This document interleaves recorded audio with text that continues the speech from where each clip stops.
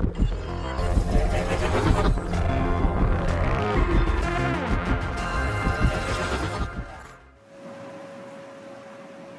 was another day that was extended to wait the fans to see one win from the Blues. Of course, we can say that our players were outplayed or got dominated by Qatari players.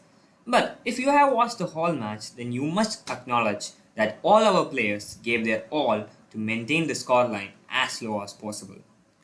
So let's start with the tactics. First, talking about tactics and team selection, Igor was seen to pick a defensive lineup, which we can call a very decent lineup. He had started with 5 men in defense, 2 in mid, and 3 in forward position. Now, these 3 were not in very attacking positions, they were a deep lying forwards. So, but just after the starting, we saw when we last played to the same opponent, we managed to hold a goalless draw. And we were expecting to do the same or get a better result this time.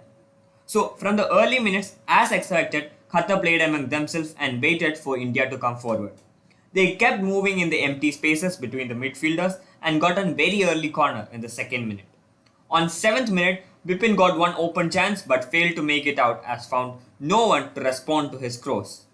In the next few minutes, Rahul Bege got his first card of his international career and which turned more unlucky to him as he got his second yellow for a handball which was a bit harsh. So, the formation of 5 backs got hampered. To fill that, Suresh had to move to the empty space and backline again formed as Suresh, Preetham, Santesh and Bose and Ashik. The first and the golden chance that India got in the 29th minute when Ashik moved and beaten his defensive markup and fed the ball to Manvir with a beautiful cross who had lots of space to exploit. But he couldn't make it count. After that, Qatar surged and played furiously, creating almost chance in every minute. But Indian defenders stood up strongly. Suresh, who was not playing in his natural position after that card, Tubeke had to face both Al Haidos and Abdul Karim, 2 of Asia's best players. Now, he kept them silent. Another thing we must have to mention is Sandesh and the Subhashish duo. They knew each other and the coordination somehow worked.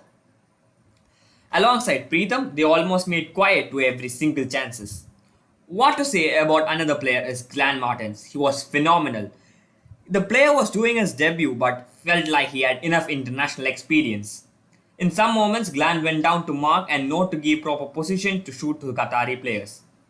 The first goal of the match and the only goal of the match happened when a confusion was created after continued attacks near the goalpost and Abdul Karim found Almois Ali inside the box, who turned and laid it for Abdul Aziz and Abdul Aziz managed to get it past Gurpreet. The times followed Qatar dominance and Qatar dominance only. India was getting a few specific chances, 2 chances which we normalized by Qatari defenders. Post halftime, we saw Udanta coming in for Sunil and Sandesh wore the armband. Then we saw flamboyant Gurpreet doing all those Superman saves which everyone must have seen. As an Indian fan, it always gave goosebumps to see those audacious saves.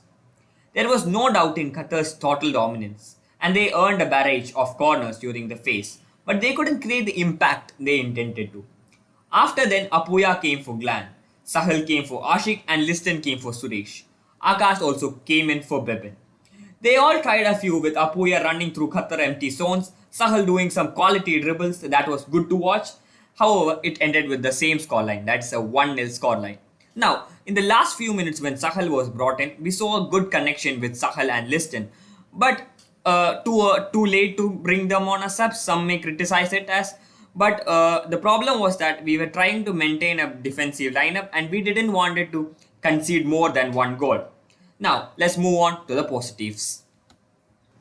Now, talking about the positives, where should we begin? Yes, the biggest positive of the match was our defense and the way we defended. The standout performance of Gurpreet this time around too was phenomenal. Gurpreet, as you all remember, had a phenomenal game against Qatar the last time we played them.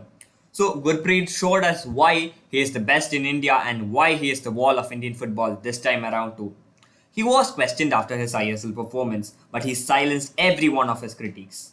The other mention is Sandesh Jhingan. He also came back from an injury and he showed us why he is the most experienced Indian defender in the team and why he is important. We will talk more about him in the next session. Now, another positive was of Manveer Singh.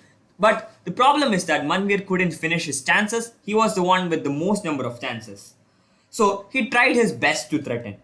Another positive was of Suresh and Glan. Suresh had a very great game. The youngster had to play out of his natural position when Bheke got the red card, but managed to do it so well that he almost silenced the Qatari attack many times.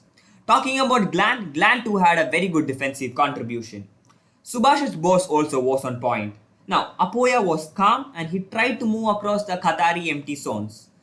Talking about the negatives, yes, of course, we were defensively very good. But offensively, the same can't be said.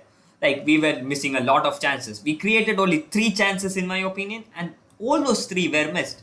In games like this, we get few minimum chances and we have to do better. And especially when we are not creating that much. Creative play was very less and dribbles also was very less. Apart from one chance where Ashik almost dribbled past from our half to the goal, but he had unfortunately got no support. And same with Sahal, in the dying minutes he did try a few dribbles and tried to establish a link-up play with Liston, but he couldn't succeed. Too late for that. Now, other thing was that we played a lot of missed passes, especially we were under pressure and we were only focused at clearing the balls rather than a proper build-up style play. The ball was played whenever Ashik had got the ball, he would try to pass it to Bipin and Bipin would lose the ball. Honestly speaking, Bipin underperformed a lot than his caliber. Bipin has a lot to do with his speed and his caliber, but he underperformed severely. The same can be said about Manvir too yesterday. Udanda also, after coming on, didn't quite show why he is known as the Flash.